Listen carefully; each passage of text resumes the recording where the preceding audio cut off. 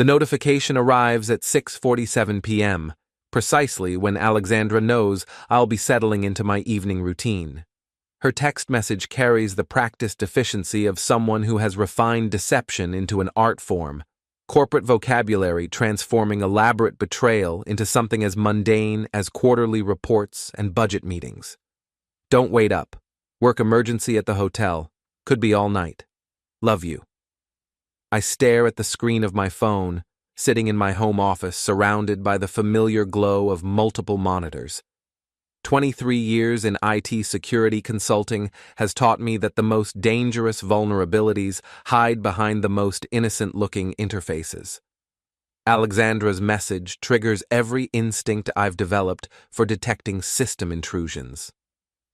My name is Jonathan Mercer, and I've spent my entire career teaching corporations how to protect themselves from people who lie for a living. The irony isn't lost on me that I apparently married one. Love you too, I type back, my fingers moving with the mechanical precision of someone executing a well-rehearsed script. Handle whatever needs handling. The response arrives within seconds. A heart emoji, nothing more. Alexandra has always been economical with her communications, especially when she's busy constructing elaborate fictions. I lean back in my ergonomic chair, the leather creaking with the weight of a man who spends 12 hours a day analyzing digital patterns that reveal human behavior. My office overlooks our perfectly manicured suburban street, where every house maintains the same careful distance from its neighbors, every lawn trimmed to identical specifications. We moved to this development 3 years ago, Alexandra's choice, because it projected the right image for her career in corporate human resources. The irony multiplies daily. My wife specializes in investigating workplace misconduct while apparently conducting her own comprehensive violation of professional ethics. 3 months ago, the pattern began emerging. Late meetings that coincided with no visible projects. Dinner receipts from restaurants she claimed were client entertainment, except her company's expense reports showed no corresponding submissions. New lingerie that never appeared during our increasingly infrequent intimate moments. Phone calls that ended abruptly when I entered rooms. But tonight feels different. Tonight carries the weight of escalation, the digital signature of someone who has moved beyond careful testing into full system exploitation. I minimize my work applications and open the family tracking app we installed last year after Alexandra's sister, Melissa, got carjacked in downtown Atlanta. The application loads with the cheerful efficiency of technology designed to provide peace of mind to worried families. Alexandra's phone icon appears on the map, a small blue dot broadcasting her location to anyone with the proper credentials. The Five Palms Hotel, downtown. 47 minutes from our house, in the opposite direction from her office. I take a screenshot. The timestamp reads 7:23 p.m. The location services show her phone has been stationary at this address for 36 minutes. My training kicks in automatically. When investigating security breaches, emotion compromises analysis. Facts matter, evidence matters. Assumptions lead to false positives and missed vulnerabilities. I open a new browser window and navigate to the Five Palms website. 5-star accommodations. Luxury suites starting at $400 per night. The kind of establishment that caters to people who value discretion above economy. Their photo gallery showcases marble bathrooms, Egyptian cotton linens, and champagne service that costs more than most people's monthly car payments. Another screenshot. I'm building a case file without conscious intention. Muscle memory from thousands of forensic investigations taking control of my actions.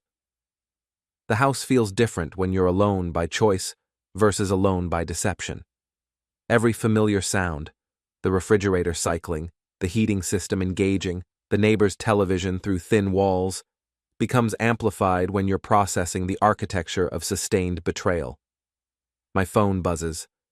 A text from Arjun, my business partner and the closest thing I have to a best friend in this carefully curated suburban existence. Beer tonight? Jennifer's working late and I'm going crazy with Netflix. Rain check. Conducting some research. Work stuff? Personal project. I'll explain later. I silence the phone and return to my investigation. The tracking app refreshes automatically every 15 minutes. Alexandra's location remains constant. Whatever emergency requires her attention apparently takes place in a stationary position at a luxury hotel. I open our shared calendar application. Alexandra's schedule shows a blank evening with no meetings, no client dinners, no corporate events that would justify her current location. Her work calendar, which syncs automatically with our family system, displays the same information. The evidence accumulates with the methodical precision of a well-designed algorithm. Location data, calendar inconsistencies, communication patterns that deviate from established baselines. If this were a corporate security assessment, I would be recommending immediate containment protocols. But this isn't corporate security. This is my marriage dissolving in real time, documented by the same technology that Alexandra forgot she had agreed to share. I take another screenshot at 8:15 p.m., still stationary, still at the Five Palms Hotel. The rational part of my brain acknowledges multiple innocent explanations. Corporate emergencies do occur at hotels when clients require immediate attention. Human resources directors occasionally handle sensitive situations that require neutral locations. Technology sometimes provides misleading information. But 23 years of investigating human behavior has taught me that the simplest explanation usually proves correct. When someone claims to be in one location while technology places them somewhere else, the technology is rarely mistaken. My phone buzzes again. This time, it's Alexandra. This is taking longer than expected. Definitely won't be home until very late. Don't wait up. I study the message for several minutes, analyzing word choice and timing. She's establishing an alibi for extended absence, creating documentation that supports whatever narrative she plans to construct for tomorrow morning's inevitable questions. No problem. Handle whatever needs handling. I'll be here. The response feels appropriate. Supportive husband expressing understanding for professional obligations. No suspicion, no interrogation, no indication that I'm currently documenting her precise location with forensic precision. My computer chimes with an incoming email. Work-related, but I ignore it.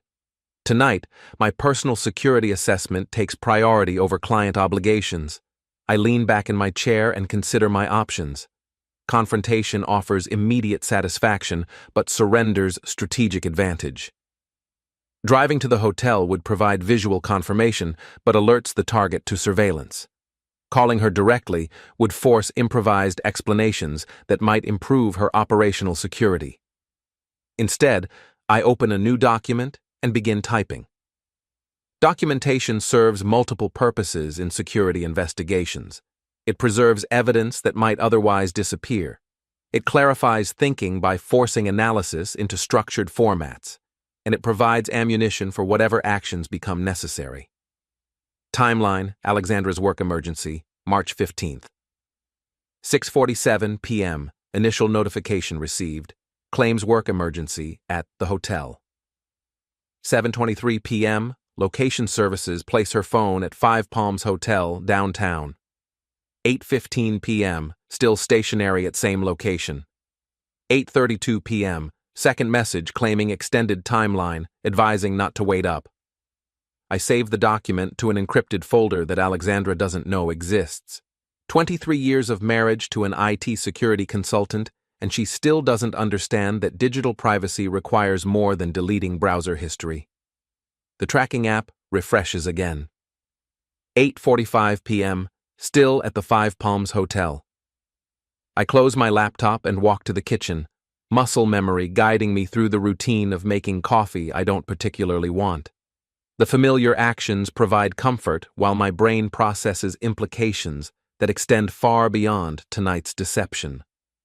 Our house showcases Alexandra's talent for creating perfect surfaces. Every room decorated according to principles she learned from home improvement shows. Every photograph positioned to suggest happiness that exists primarily for documentation purposes. every detail calculated to project success to visitors who rarely stay long enough to notice the careful staging. I return to my office with coffee that tastes like routine and obligation. The tracking app shows no change. Alexandra's phone continues broadcasting from the Five Palms Hotel, a digital beacon announcing her location to anyone with proper access credentials. My phone buzzes with a text from Melissa, Alexandra's sister. Is Alex working late again? She's not answering my calls. I stare at the message for several minutes, weighing response options.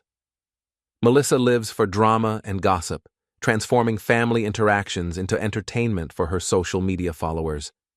She documents every family gathering, every minor conflict, every piece of information that can be transformed into content for her lifestyle blog. Yeah, some emergency at a hotel. Client situation, I think. She's been working so much lately. Good thing she loves her job. Right, very dedicated. I set the phone aside and return to my computer. The tracking app refreshes automatically. 9:30 p.m. Still stationary at the Five Palms Hotel. Whatever emergency requires Alexandra's attention apparently involves remaining in one location for over 2 hours. In my experience, genuine emergencies involve movement, multiple locations, constant communication with various parties. Static emergencies usually indicate situations that aren't actually emergencies.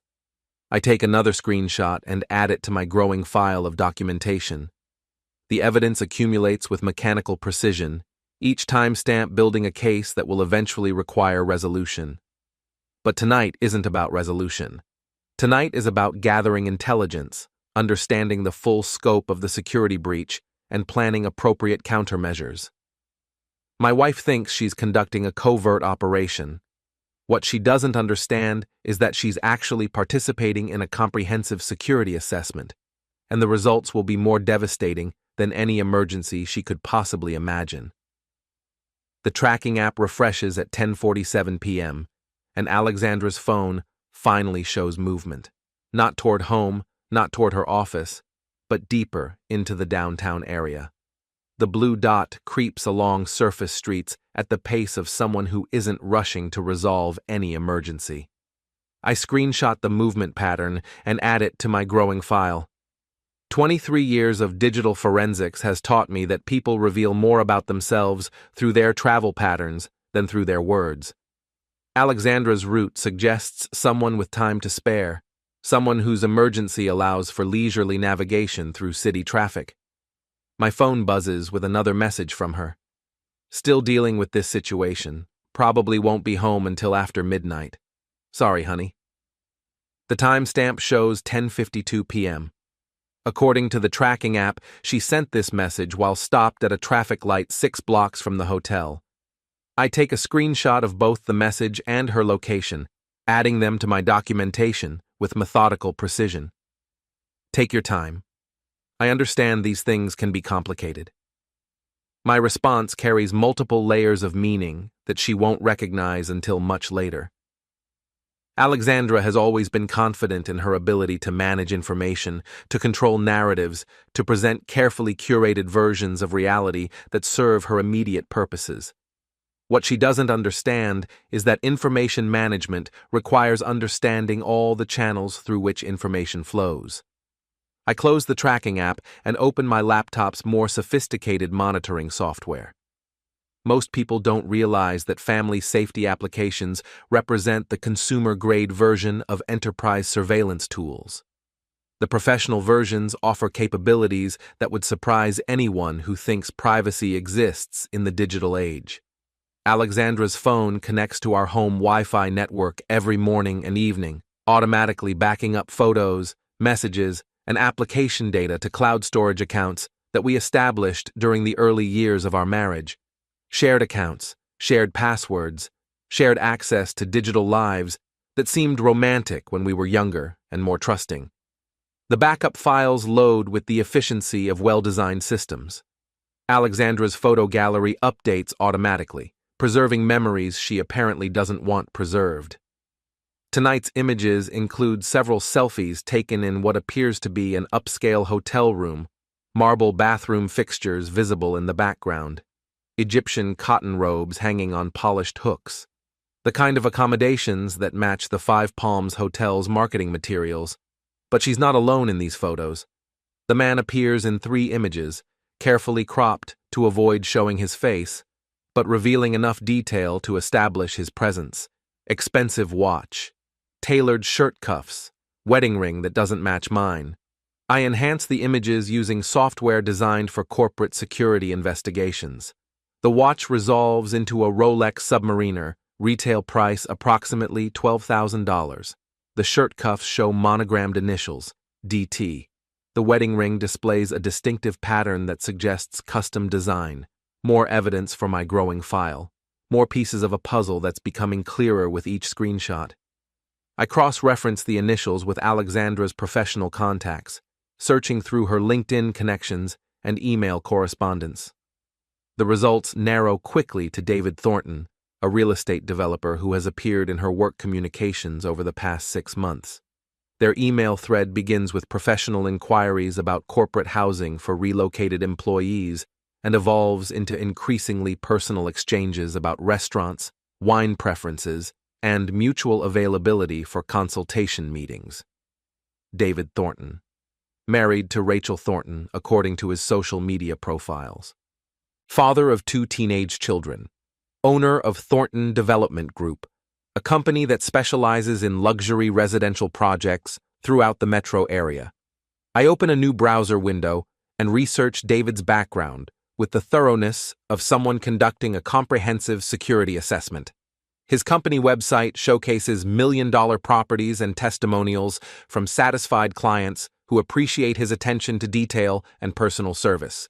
His LinkedIn profile emphasizes his commitment to family values and community involvement. The irony would be amusing if it weren't so personally devastating. David's social media presence reveals someone who carefully curates his public image. Photos of family vacations, charity golf tournaments, and business achievements dominate his feeds. His wife Rachel appears frequently, usually dressed in the kind of expensive casual wear that suggests comfort with significant disposable income. I screenshot David's profiles and add them to my documentation. The file now contains location data, timeline analysis, photographic evidence, and background information on all parties involved in tonight's emergency. My phone buzzes with a text from Arjun. Everything okay? You went quiet earlier. Conducting a security assessment, discovered some vulnerabilities that require immediate attention. Work stuff or personal stuff? Personal, but I'm applying professional methodologies. That sounds ominous. Call me if you need backup. I appreciate Arjun's offer, but tonight requires solo operations. What I'm documenting needs to remain confidential until I decide how to deploy the information for maximum strategic impact. The tracking app shows Alexandra's phone moving again, this time toward the interstate that leads back to our suburban development. The timestamp reads 11:34 p.m. Her emergency apparently concluded after nearly 5 hours of stationary and semi-stationary positioning. I save my documentation and close all monitoring applications. By the time Alexandra arrives home, I'll be in bed with the lights off, playing the role of the trusting husband who fell asleep waiting for her return. She'll assume I never questioned her story, never investigated her location, never discovered the evidence that will eventually transform our marriage into a case study in strategic information warfare. But first, I need to expand my intelligence gathering beyond tonight's immediate discoveries. I open Alexandra's cloud storage account and begin reviewing the past 3 months of automatically backed up data. Photos, messages, calendar entries, and application data that tells a story she never intended to share.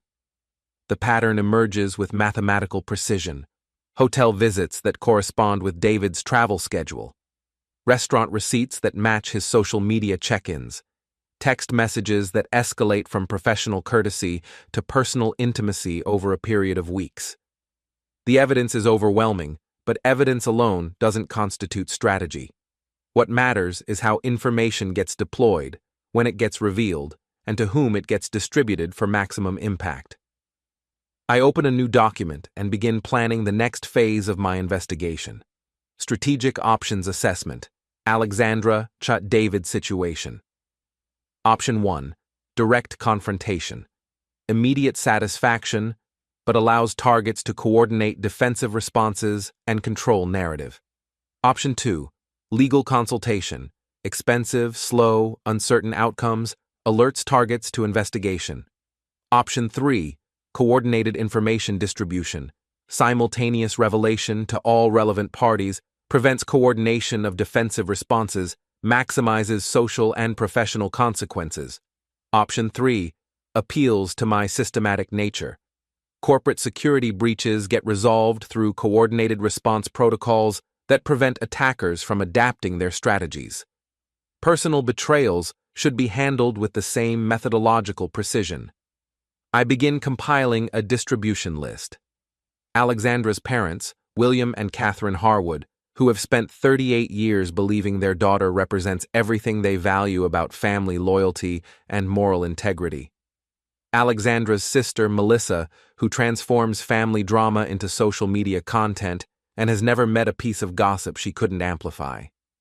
David's wife, Rachel, who deserves to know that her husband's business trips include activities not covered in his expense reports. Each recipient will receive identical evidence packages, preventing coordination of explanations or defensive strategies. The simultaneous revelation will create multiple crisis points that require immediate attention, overwhelming their ability to manage information flow or control narratives. But timing matters. Strategic information deployment requires careful consideration of when targets are most vulnerable, when audiences are most receptive, and when defensive options are most limited. I save the document and check the tracking app one final time. Alexandra's phone shows her pulling into our driveway at 12:17 a.m. Her emergency has officially concluded after 5.5 hours of activities that required no movement, no phone calls to supervisors, and no documentation in her work calendar. I close my laptop and head to the bedroom, leaving the lights off and settling into bed with the practiced quiet of someone who has been asleep for hours. The sound of her key in the front door reaches me through walls that suddenly feel much thinner than they did this morning. Alexandra moves through the house with careful stealth, avoiding the floorboards that creak and the cabinet doors that slam. She's being considerate of my sleep, protecting me from the disruption of her late return from a work emergency that required her to spend the evening in a luxury hotel room with a married real estate developer. The irony tastes bitter in the darkness of our bedroom. She slips into bed beside me, her movements carrying the careful precision of someone who doesn't want to trigger questions. Her hair smells like expensive shampoo that doesn't match any products in our bathroom. Her skin carries the faint scent of cologne that isn't mine. "Jonathan," she whispers, "are you awake?" I maintain the steady breathing pattern of someone deep in sleep, someone who trusts completely, someone who would never think to question the story of a work emergency that lasted until after midnight. "I love you," she whispers into the darkness. The words hang in the air like a challenge, like a test of my ability to maintain operational security, while she destroys everything we've built together. I don't respond. Tomorrow, the real work begins. Morning arrives with the artificial cheerfulness of Alexandra's routine, her movements through our bedroom carrying the practiced efficiency of someone who has refined deception into muscle memory. She showers longer than usual, uses more expensive products than normal, and emerges from the bathroom looking like someone who spent the previous evening in professional meetings rather than luxury hotel rooms. "Coffee's ready," she announces, kissing my forehead with the casual intimacy of a wife who believes her husband remains completely unaware of her extracurricular activities. I have to leave early today. Follow-up meetings about last night's situation. I stretch and yawn with the convincing performance of someone just waking up, someone whose biggest concern involves choosing between breakfast cereals rather than planning the systematic destruction of his wife's carefully constructed life. "How did everything work out? You were gone pretty late." Oh, you know how these things go. Client emergencies always take longer than expected, but we got everything resolved. Alexandra's explanation carries the smooth confidence of someone who has practiced this conversation, who has anticipated my questions and prepared appropriate responses. What she hasn't anticipated is that I've spent the night documenting her actual activities with forensic precision. Good. I'm glad you could help them sort things out. I follow her downstairs to the kitchen, where she moves through her morning routine with the efficiency of someone eager to minimize conversation. Coffee, toast, quick scan of her phone, gathering of work materials that include nothing related to last night's supposed emergency. I might be late again tonight, she mentions while checking her reflection in the hallway mirror. This client situation is more complicated than we initially thought. No problem. I'll probably work late myself. Big project deadline coming up. The lie flows easily, establishing my own alibi for the evening's planned activities. Alexandra nods with the distracted attention of someone whose mind is already focused on her next deception. She leaves at 7:23 a.m., backing out of our driveway with the careful precision of someone who has places to be and people to meet who aren't her husband. I watch from the kitchen window until her car disappears around the corner, then return to my office to begin the day's real work. The evidence file has grown overnight as Alexandra's phone continued its automatic backup processes. New photos, new messages, new data points that confirm what I already suspected and provide additional ammunition for what I'm planning. David Thornton sent her a good morning message at 6:45 a.m. Last night was incredible. Can't wait for tonight's follow-up meeting. Alexandra's response arrived at 7:15 a.m. Me too. Same time, same place? Absolutely. I'll handle the room arrangements. The exchange provides perfect documentation of premeditated deception, evidence that last night's activities were planned in advance, and tonight's will follow the same pattern. More importantly, it establishes that their relationship has moved beyond spontaneous encounters into regularly scheduled appointments. I screenshot the entire conversation and add it to my growing file, then begin the careful process of expanding my intelligence gathering to include David's digital footprint. His social media accounts reveal someone who maintains the same careful separation between public image and private reality that Alexandra has mastered. This morning's posts include a photo of him at his office, coffee cup prominently displayed, caption reading, "Early morning strategy session, building dreams, one project at a time." The timestamp shows 7:30 a.m., 15 minutes after confirming tonight's hotel reservation with my wife. I researched David's business operations with the thoroughness of someone conducting due diligence for a major investment. Thornton Development Group maintains offices in a downtown high-rise, employs 37 people according to their website, and has completed over $200 million in residential projects over the past 5 years. More interesting is David's personal financial situation. Public records show a mortgage on a $4.2 million house in the city's most exclusive neighborhood.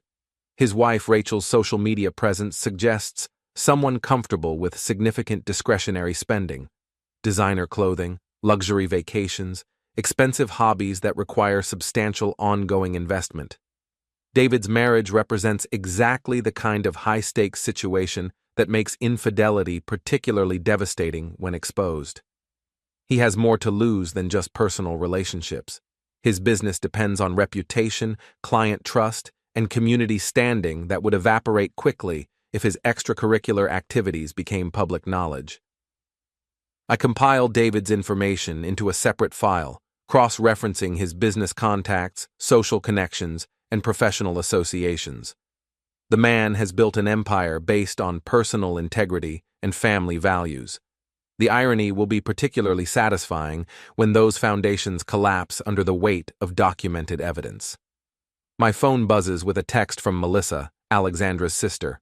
"Coffee this afternoon? I have some family drama to discuss, and you're the only one who won't judge me." The timing couldn't be more perfect.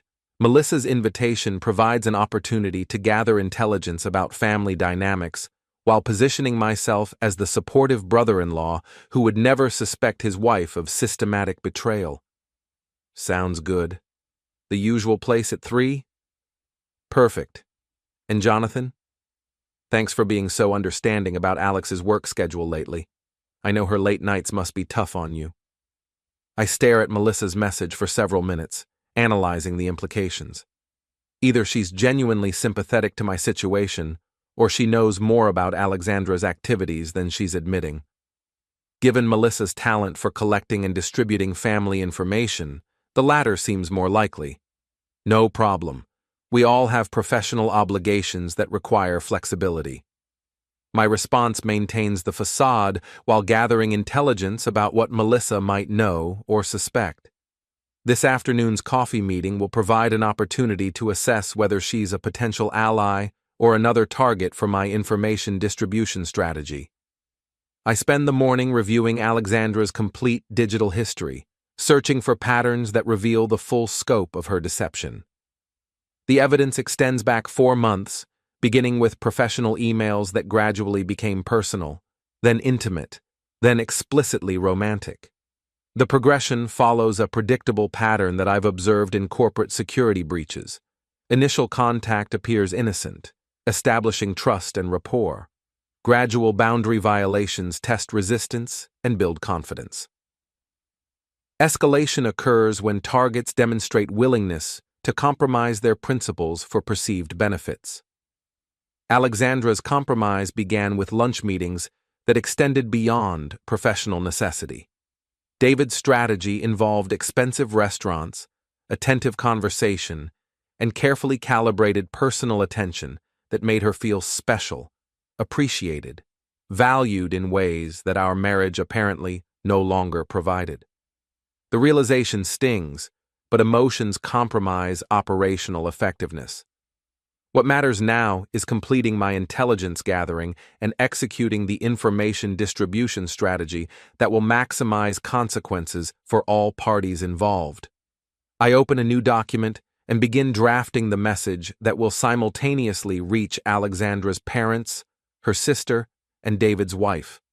The communication needs to be factual, comprehensive, and impossible to dismiss or explain away. Subject: information you need to see.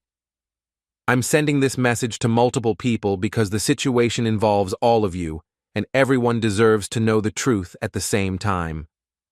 For the past 4 months, Alexandra has been conducting an affair with David Thornton, a married real estate developer. What she's been calling work emergencies and client meetings are actually hotel visits that occur multiple times per week. I've attached screenshots of text messages, location data, photos, and other evidence that documents their activities. The timestamps and location services provide verification that cannot be disputed. I'm not looking for advice, support, or intervention. I'm simply providing information that affects all of your relationships with the people involved. The evidence speaks for itself. I review the message multiple times, editing for clarity and impact while ensuring that nothing can be interpreted as emotional manipulation or plea for sympathy. The facts need to stand alone, allowing each recipient to reach their own conclusions and decide their own responses.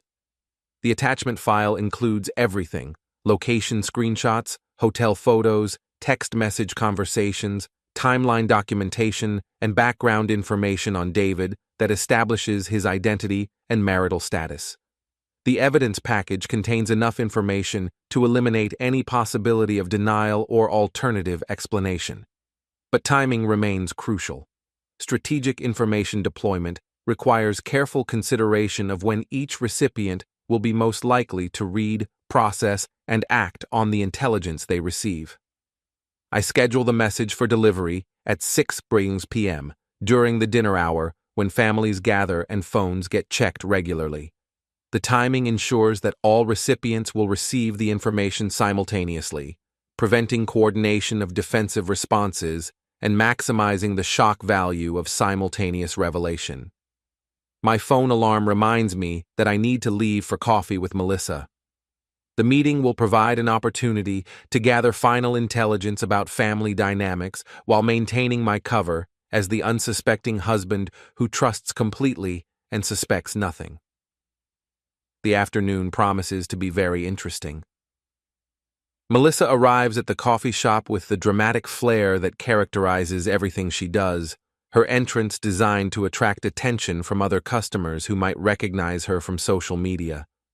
She's built a lifestyle brand around being Alexandra's younger sister, documenting family gatherings and personal milestones for an audience that follows her for entertainment value rather than genuine connection.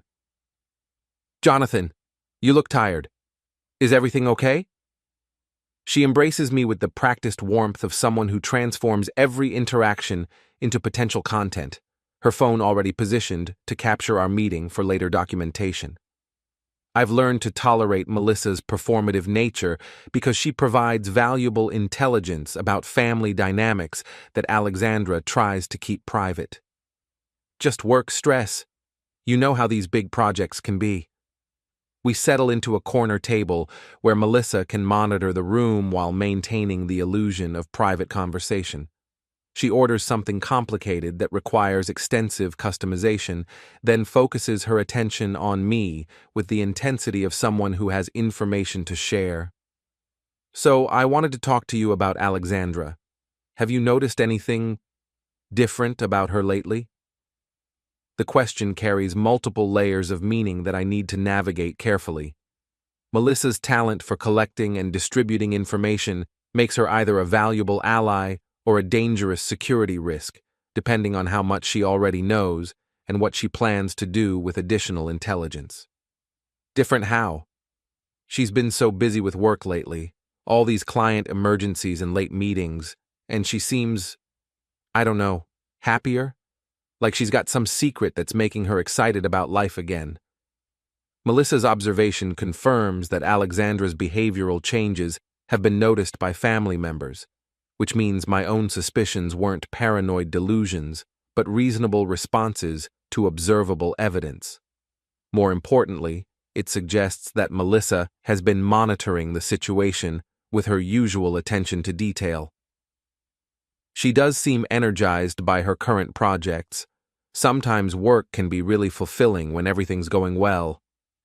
Right, but it's not just work energy.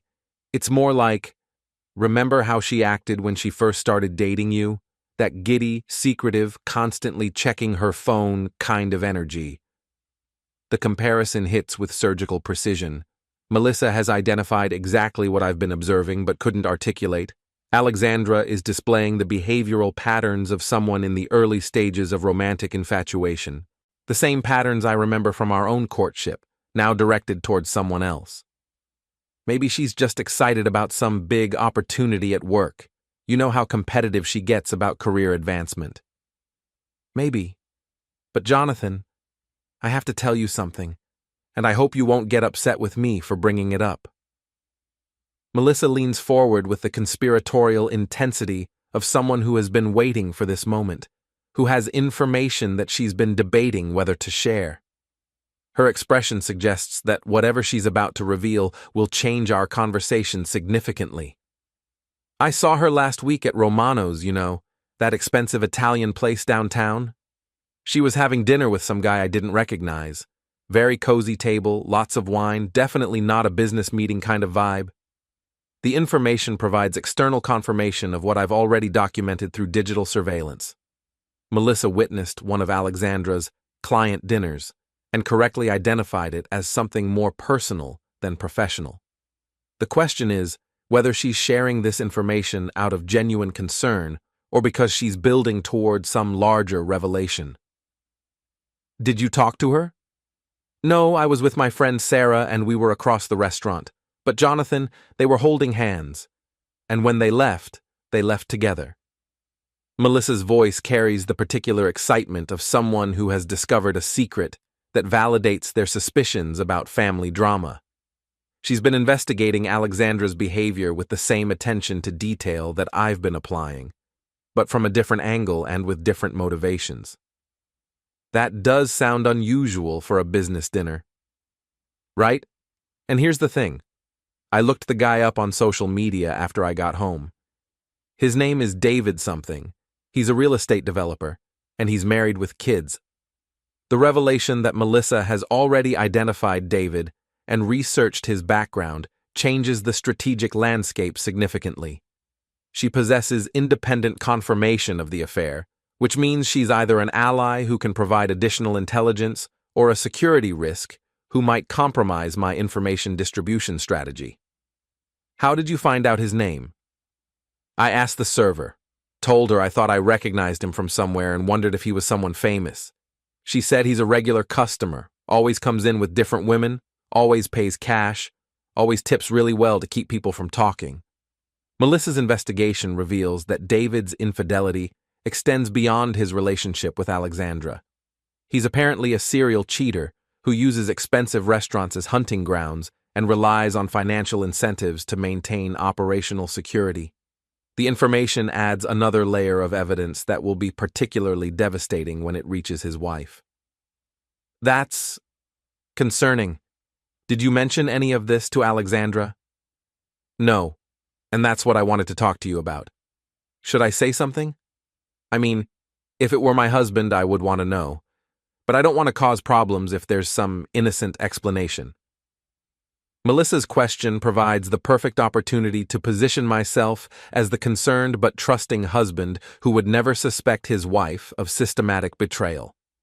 My response needs to demonstrate confidence in Alexandra while gathering additional intelligence about what Melissa has observed. I appreciate you telling me, but I think there's probably some reasonable explanation. Alexandra's been working on some big corporate housing project that involves a lot of real estate developers. It could have been a legitimate business dinner that just looked personal from a distance. Maybe you're right, but Jonathan, promise me you'll pay attention. I love my sister, but she's always been impulsive when it comes to men. Remember how she left her first fiancé for that guy she met at the gym? The historical context provides valuable insight into Alexandra's patterns of behavior. Melissa is suggesting that infidelity represents a recurring theme rather than an isolated incident, which means my situation might be more serious than I initially realized. I'll keep an eye on things, but honestly, I trust Alexandra completely. If something were going on, I think I would notice. Of course, and I'm probably just being paranoid. It's just that you're such a good guy, and I would hate to see you get hurt. Melissa's concern appears genuine, but her motivation remains unclear. She might be genuinely worried about my welfare, or she might be positioning herself to be the first person to break the story when everything explodes. Given her talent for transforming family drama into social media content, the latter seems more likely. We spend another 30 minutes discussing safer topics, her latest lifestyle blog posts, upcoming family events, mutual friends who provide gossip without personal stakes. But throughout the conversation, I'm processing the intelligence she's provided and adjusting my strategy accordingly. Melissa has independently confirmed the affair, identified David as a serial cheater, and positioned herself as someone who wants to protect me from emotional harm. More importantly, she's demonstrated that Alexandra's deception hasn't been as sophisticated as she believed. Multiple people have noticed behavioral changes, observed suspicious activities, and drawn accurate conclusions about what's happening. When we part ways, Melissa hugs me with what appears to be genuine affection. Take care of yourself, Jonathan. And remember, if you ever need someone to talk to about anything, I'm here for you. I drive home with a clearer understanding of the strategic landscape. Melissa will be a valuable ally when the information distribution occurs this evening. Her independent knowledge of the affair will provide credibility to my evidence package, and her talent for amplifying drama will ensure that the story spreads quickly through social networks. More importantly, her revelation about David's pattern of infidelity provides additional ammunition that will be particularly devastating when it reaches his wife. Rachel Thornton deserves to know that her husband's business dinners include activities not covered in his expense reports, and that she's not the first wife to be deceived by his professional obligations. I arrive home at 4:47 p.m., giving me just over an hour to finalize my evidence package and prepare for the evening's information distribution. The scheduled message will deploy at 6 p.m., simultaneously reaching Alexandra's parents, Melissa, and David's wife, with identical evidence that cannot be disputed or explained away. By 7 p.m., everyone involved will know the truth. By 8 p.m., Alexandra and David will discover that their carefully constructed deception has collapsed completely. The timing couldn't be more perfect. According to this morning's text messages, they're planning another follow-up meeting at the Five Palms Hotel tonight. They'll be together when their respective families receive the evidence packages, which means they won't be able to coordinate defensive responses or control the narrative that emerges from simultaneous revelation. I open my laptop and review the evidence package one final time.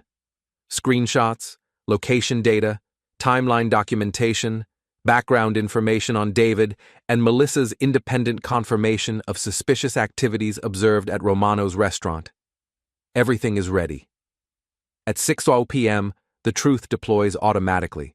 The message deploys at exactly 6 p.m. while I'm sitting in my office, monitoring my phone for the immediate responses that will confirm successful delivery. The evidence package reaches 4 recipients simultaneously: William and Catherine Harwood, Alexandra's parents, who have spent 38 years believing their daughter represents everything they value about family loyalty; Melissa, who has been independently investigating the same suspicious behavior I've been documenting; and Rachel Thornton, who deserves to know that her husband's business trips include activities not covered in his expense reports. The first response arrives at 6:07 p.m. Melissa's text message carries the particular intensity of someone whose suspicions have just received comprehensive confirmation. "Oh my God, Jonathan, I am so sorry. I had no idea it was this extensive. Are you okay? Do you want me to come over?" I screenshot her response and add it to my documentation file. Melissa's reaction confirms that the evidence package successfully conveyed the scope of Alexandra's deception while positioning me as the wronged party who deserves sympathy and support. "I'm processing everything. Thanks for being there." My response maintains the facade of the devastated husband while avoiding any commitment to immediate action. What I need now is to monitor the cascade effects as each recipient processes the information and decides how to respond. The second response arrives at 6:14 p.m. from Catherine Harwood, Alexandra's mother. "Jonathan, we need to talk. Can you call us when you have a moment? We are both very upset and want to make sure you're all right." Catherine's message suggests that Alexandra's parents are prioritizing my welfare over their daughter's privacy, which indicates that the evidence package successfully established me as the victim rather than the investigator. Their response will be crucial for maintaining family support when Alexandra attempts to construct defensive narratives. "I'll call you in a little while. Still processing everything myself." The third response arrives at 6:23 p.m., and it's the one I've been most anticipating. Rachel Thornton's message carries the fury of someone whose worst suspicions have just received documentary confirmation. "Is this Jonathan Mercer? I got your message about David and your wife. Can you call me immediately? We need to coordinate our response to this situation." Rachel's reaction exceeds my expectations. Rather than focusing on emotional devastation, she's immediately thinking strategically about coordinated response protocols. Her message suggests someone who has suspected David's infidelity and has been waiting for evidence to support decisive action. I call Rachel's number, and she answers on the first ring. "Jonathan, this is Rachel Thornton. Thank you for sending me that information. I've been suspecting something for months, but I didn't have proof." Her voice carries the controlled anger of someone who has been preparing for this conversation, who has been planning her response to confirmation of what she already suspected. Rachel sounds like someone who won't be satisfied with apologies and promises of reform. "I thought you deserved to know. The evidence speaks for itself." It absolutely does. And Jonathan, I want you to know that I'm not just angry, I'm ready to take action. David thinks he's been clever, but he's about to discover that I've been preparing for this possibility. Rachel's response suggests that she's been conducting her own investigation, building her own case against David's extracurricular activities. The revelation that she's been preparing for this possibility changes the strategic landscape significantly. What kind of preparation?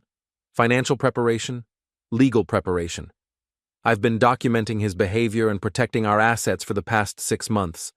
Your evidence package provides the final pieces I needed to move forward with divorce proceedings that will leave him with nothing. The conversation reveals that Rachel is several steps ahead of where I expected her to be.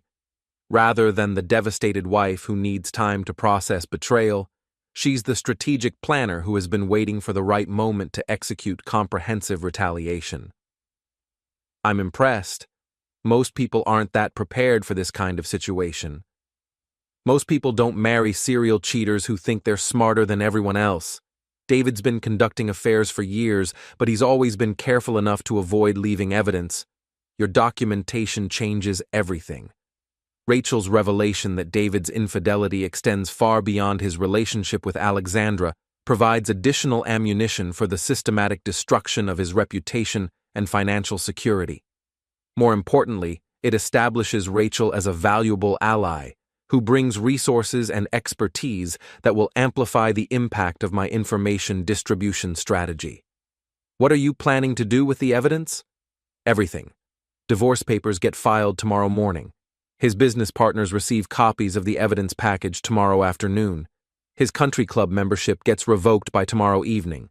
By the end of the week, David will discover that reputation matters more than he realized. Rachel's comprehensive strategy impresses me with its scope and sophistication. She's not just planning personal retaliation. She's orchestrating professional and social destruction that will eliminate David's ability to rebuild his life after the immediate crisis passes. What about Alexandra? What about her? She made her choice when she decided to pursue a married man. The consequences are her responsibility. Rachel's dismissal of Alexandra's welfare demonstrates the focused intensity of someone who prioritizes results over sympathy. Her approach aligns perfectly with my own strategic objectives while providing capabilities that I couldn't achieve independently. I appreciate your directness. Jonathan, I want to propose something. Instead of handling this separately, what if we coordinate our responses? Your wife and my husband think they're conducting a secret affair, but they're actually participants in a comprehensive intelligence operation that's about to destroy both of their lives. The proposal appeals to my systematic nature. Coordinated operations achieve better results than independent actions, especially when targets have the opportunity to communicate and develop defensive strategies. What did you have in mind? They're meeting tonight at the Five Palms Hotel, right? According to your evidence package, they've been using the same location for months. What if we arranged for them to discover that their secret isn't secret anymore? Rachel's suggestion carries the appeal of immediate confrontation combined with maximum psychological impact. Rather than allowing Alexandra and David to process the family responses privately and coordinate their explanations, we could force them to confront the collapse of their operational security in real time. How would that work? I'll handle the logistics. You just need to be available at 8:01 p.m. for a conference call that includes some very surprised people. I agree to Rachel's plan and end the call with a sense of satisfaction that exceeds my initial expectations. What began as a simple information distribution strategy has evolved into a comprehensive operation that includes financial, legal, professional, and social consequences for both targets. My phone buzzes with a call from Alexandra's parents. Catherine's voice carries the particular strain of someone who has spent the past hour processing information that contradicts everything she believed about her daughter. Jonathan, we are so sorry. We had no idea that Alexandra was capable of this kind of behavior. I appreciate your support. This has been very difficult to process. We want you to know that we don't condone what she's done, and we won't be supporting any attempt she makes to justify her actions. What she's done is inexcusable. William's voice joins the conversation, carrying the controlled anger of someone whose principles have been violated by his own daughter's behavior. Jonathan, you're family to us, regardless of what happens with Alexandra. We want you to know that our relationship with you doesn't depend on our relationship with her. Their support provides emotional validation while establishing important allies for whatever legal or financial complications emerge from tonight's revelations. Alexandra's parents represent significant social and financial resources that she won't be able to access if they maintain their support for me rather than her. The conversation concludes with promises of continued support and invitations to family events that will explicitly exclude Alexandra until she demonstrates genuine remorse and comprehensive reform. Their response exceeds my expectations and provides additional leverage for the ongoing strategic operation. At 7:43 p.m., my phone buzzes with a text from Alexandra. Running a few minutes late but should be there by 8. This client situation is really complex. The message provides perfect timing confirmation for Rachel's planned confrontation. Alexandra and David will be together at the Five Palms Hotel when they discover that their families have received comprehensive evidence packages documenting their activities. I screenshot Alexandra's message and forward it to Rachel with a note. Targets confirmed for 8 Nala p.m. location. Her response arrives immediately. Perfect. Get ready for the most interesting conference call of your life. At exactly 8 Salal p.m., my phone rings with a call from Rachel Thornton. Her voice carries the controlled excitement of someone executing a plan that has been months in development. Someone who has been waiting for this moment with the patience of a strategic planner. Jonathan, are you ready for this? Absolutely. Good. I'm conference calling David's room at the Five Palms Hotel. He thinks I'm calling to discuss our dinner plans for tomorrow night. He has no idea that I've spent the afternoon filing divorce papers and freezing our joint accounts. Rachel's preparation impresses me with its thoroughness. While I've been focused on gathering evidence and distributing information, she's been implementing comprehensive financial and legal countermeasures that will prevent David from protecting his assets or controlling the narrative. How did you get his room number? I called the hotel and told them I was his wife, which is technically true for another few hours. Amazing how cooperative people become when you mention you're planning a surprise for your husband. The call connects with the electronic precision of hotel phone systems, followed by the distinctive ringtone that indicates we're calling a room rather than a personal device. Rachel puts the call on speaker so I can monitor the conversation while remaining silent. David answers on the third ring, his voice carrying the relaxed confidence of someone who believes his operational security remains intact. Hey, beautiful. I was just thinking about you. Were you really? That's interesting, because I've been thinking about you too. Specifically, I've been thinking about the photos my new friend Jonathan sent me this afternoon. The silence that follows carries the weight of someone processing information that contradicts everything they believed about their situation. David's breathing becomes audible through the phone connection, the sound of someone whose carefully constructed deception has just collapsed completely. Rachel, I don't know what you're talking about. Really? You don't know anything about the Five Palms Hotel? Nothing about Alexandra Mercer? Nothing about the text messages you've been sending for the past 4 months? I think there's been some kind of misunderstanding. David's response demonstrates the predictable pattern of someone attempting to maintain plausible deniability despite overwhelming evidence. His strategy relies on the assumption that Rachel lacks comprehensive documentation, which represents a significant miscalculation. The only misunderstanding is your assumption that I'm stupid enough to believe your explanations. Jonathan, are you there? I'm here, Rachel. My voice joins the conversation for the first time, and the impact on David is immediately audible. His breathing stops completely for several seconds, followed by what sounds like movement and muffled conversation in the background. Jonathan, what is this? This is what happens when people forget that technology documents everything, David. Your affair with my wife has been comprehensively recorded for the past 4 months. Location data, text messages, photos, financial records, timeline analysis, everything. Listen, Jonathan, I think we should all calm down and discuss this rationally. David's attempt to control the conversation demonstrates his fundamental misunderstanding of the strategic situation. He's operating under the assumption that this is a negotiation rather than the execution of a comprehensive intelligence operation that has already achieved its objectives. There's nothing to discuss, David.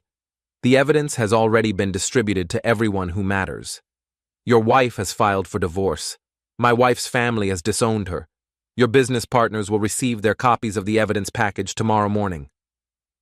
The background conversation becomes more audible as David apparently attempts to explain the situation to Alexandra. Her voice carries the particular strain of someone whose carefully constructed life has just collapsed in real time. "Is that Alexandra?" Rachel asks. "Put her on speaker. I'd like to thank her personally for making my divorce proceedings so much simpler." "Rachel, this is Alexandra. I think there's been a terrible misunderstanding." Alexandra's voice carries the controlled desperation of someone attempting to manage a crisis that has already exceeded her ability to control. Her strategy appears to rely on the assumption that she can explain away documentary evidence through personal charm and emotional manipulation. The only misunderstanding is your assumption that married men make good long-term partners. How's that working out for you now? I never meant for anyone to get hurt. Of course you didn't. You just meant to conduct a secret affair with someone else's husband while lying to your own family about your activities. Very thoughtful. Rachel's sarcasm cuts through Alexandra's attempt at emotional manipulation with surgical precision. Her response demonstrates someone who is prepared for this conversation and won't be distracted by appeals to sympathy or claims of unintended consequences. "Jonathan, can we please talk about this privately?" Alexandra's plea represents her final attempt to regain control of the situation through personal negotiation. Her strategy relies on the assumption that our marriage provides her with leverage that no longer exists. There's nothing private about this situation anymore, Alexandra. Everyone knows everything. Your parents, your sister, David's wife, his business partners. The secret is over. But we can work through this. People make mistakes. Marriage counseling, therapy, whatever it takes. Some mistakes are too comprehensive for counseling, Alexandra. You didn't have an affair. You conducted a systematic deception that involved lying to everyone who trusted you. That's not a mistake. That's a character revelation. The conversation continues for several more minutes, with David and Alexandra attempting various strategies for damage control, while Rachel and I document their responses for potential legal proceedings. Their attempts at explanation reveal the depth of their deception while providing additional evidence of premeditated betrayal. Finally, Rachel terminates the call with characteristic efficiency. "David, you have until tomorrow morning to move out of our house. Jonathan, you have my complete support for whatever actions you decide to take. Alexandra, you made your choice. Now you get to live with the consequences." The line goes silent, leaving me alone in my office with the satisfaction of someone who has successfully executed a comprehensive strategic operation. The immediate objectives have been achieved. The affair has been exposed. Family support has been secured. Financial and legal countermeasures have been implemented, and both targets have discovered that their operational security was never as sophisticated as they believed. My phone buzzes with a text from Melissa. "Jonathan, I just got off the phone with Mom and Dad. They want you to know that you're welcome to stay with them if you need space to figure things out. Also, I'm posting about this on my blog tomorrow. Alexandra needs to understand that actions have consequences." Melissa's message confirms that the information distribution strategy has achieved its intended cascade effects. The story will spread through social media networks, ensuring that Alexandra's professional reputation suffers the same damage as her personal relationships. Another message arrives from Rachel. "Jonathan, That was even more satisfying than I expected. David's business partners are meeting with me tomorrow afternoon to discuss removing him from current projects. Apparently, they've been concerned about his judgment for months. Your evidence package gave them the justification they needed. Rachel's update confirms that the professional consequences are proceeding according to plan. David's reputation in the real estate development community will be comprehensively destroyed, eliminating his ability to rebuild his career after the immediate crisis passes. At 9:47 p.m., Alexandra's car pulls into our driveway. I watch from my office window as she sits in the driver's seat for several minutes, apparently gathering courage for a conversation that she knows will not go according to any script she has prepared. When she finally enters the house, her movements carry the defeated posture of someone whose carefully constructed life has collapsed in the span of 3 hours. She finds me in my office, where I'm documenting the evening's events with the methodical precision of someone completing a successful security assessment. "Jonathan, we need to talk." "No, we really don't. Everything that needed to be said was said during the conference call." "But I love you. This thing with David, it didn't mean anything. It was just excitement, something different. You're my husband. You're my life." Alexandra's appeal carries the desperation of someone who has finally understood the comprehensive scope of the consequences she's facing. Her strategy relies on emotional manipulation and promises of reform that cannot address the fundamental character issues that her behavior has revealed. "Alexandra, you spent 4 months lying to me, your family, and his family. You used work emergencies as cover stories for hotel visits. You documented your activities in text messages and photos that demonstrate premeditated deception. This wasn't a mistake or a moment of weakness. This was a comprehensive betrayal that reveals who you really are. People change. I can change. We can get counseling. Some things can't be counseled away. Trust, once broken this completely, doesn't repair. Character, once revealed this clearly, doesn't transform." The conversation continues for another hour, with Alexandra cycling through various strategies for damage control while I document her responses for potential legal proceedings. Her attempts at explanation reveal the depth of her sense of entitlement while providing additional evidence that her remorse focuses on consequences rather than actions. Eventually, she retreats to our bedroom while I remain in my office, completing the documentation that will support whatever legal or financial actions become necessary. The immediate strategic objectives have been achieved, but the comprehensive operation will continue until all consequences have been fully implemented. By tomorrow morning, everyone in Alexandra's professional and social networks will know about her affair. By tomorrow afternoon, David's business partners will have removed him from current projects. By tomorrow evening, both targets will understand that reputation matters more than they realized.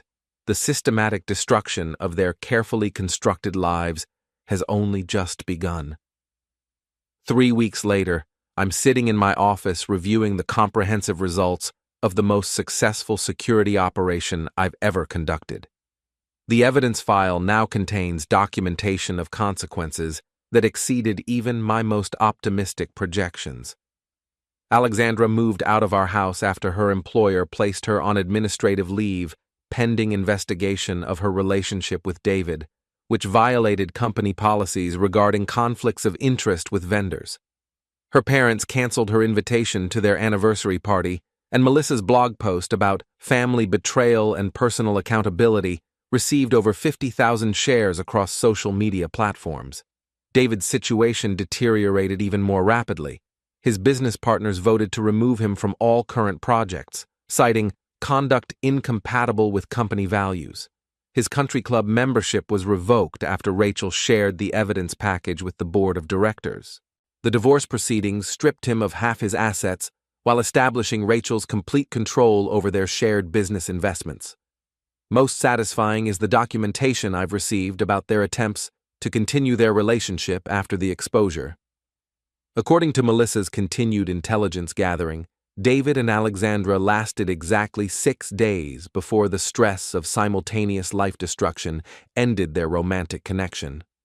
Apparently, affairs that depend on secrecy and excitement don't survive comprehensive public exposure and financial devastation. The strategic assessment reveals several important lessons about information warfare in personal relationships. Timing matters more than evidence quality. Coordinated distribution prevents defensive countermeasures. Alliance building amplifies individual capabilities. And technology provides capabilities that most people underestimate until they become targets. My phone buzzes with a text from Rachel. Jonathan, thought you'd like to know that David's moving to another state. Apparently, his reputation here is too damaged to rebuild. Also, I'm taking the kids to Europe this summer with the money from our asset division. Want to get dinner sometime and celebrate our successful operation? Rachel's invitation appeals to me for reasons that extend beyond strategic cooperation. She demonstrated intelligence, planning capability, and ruthless efficiency that I find professionally attractive. More importantly, she understands that some betrayals require comprehensive consequences rather than forgiveness and counseling. Dinner sounds good. I'll bring the final documentation from my side of the operation. My response maintains the professional tone while acknowledging personal interest that has developed through our collaboration. Rachel represents the kind of strategic partner who could provide both intellectual stimulation and operational support for future challenges. The evidence file closes with a final entry. Strategic objectives achieved, targets neutralized, reputation damage comprehensive and permanent, alliance relationships established for potential future operations. Alexandra's work emergency turned out to be more costly than she imagined. The Five Palms Hotel might offer luxury accommodations, but they don't provide protection from the consequences of systematic betrayal. Sometimes the most devastating revenge involves nothing more than ensuring that everyone knows the truth at the same time. Technology makes that easier than ever, and the results speak for themselves. The Mercer method proves that you don't need violence to destroy someone's life. You just need patience, documentation, and the strategic distribution of information that reveals who people really are when they think nobody's watching. Alexandra said it was a work emergency. I just made sure everyone understood what kind of work she was actually doing. The case file is now closed. The operation was a complete success.